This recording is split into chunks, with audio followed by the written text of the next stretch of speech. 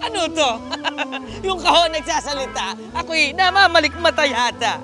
My gosh! Ngayon ka lang ba nakakita ng isang talking carton?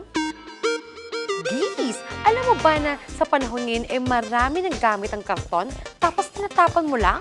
Bukod sa lagayan ng pandesal? Cheap! Mas pinabongga. Lagayan ng damit. Probinsyano lang, mas pinatibay. Sosyal mo naman, tapon na ng abubot. Old school, lumilevel up na ang kahon Makata. Kaya para ma-update ka, hawakan mo ko at isasama kita.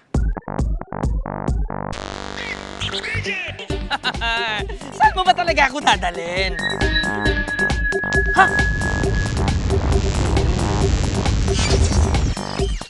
Ang mga Egyptian ay mayroong papyrus scroll sa simula, habang noong 105 AD sa China, ang papel ay tuluyang nagawa.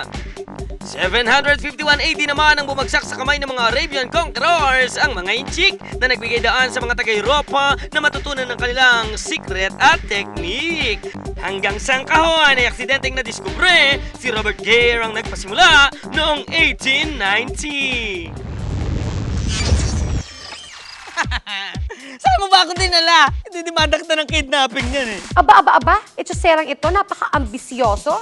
Ang mabuti pa, maglibot-libot ka nang may matutunan ka.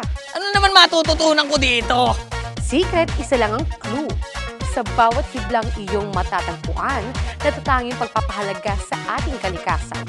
Mga bagay na akala mo'y patapon na't walang pakinabang, o pwede pa palang maging isa ang mahalagang kagamitan.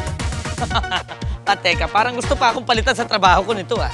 Hay naku mga kapatid at aking mga kaibigan, tila sa kahon na ito ako'y mabubuwang. Pero wag ka, ako'y napabilib sa aking nasaksihan. Yan ang inyong pakabangan sa pagbabalik ni Makata Tawanan.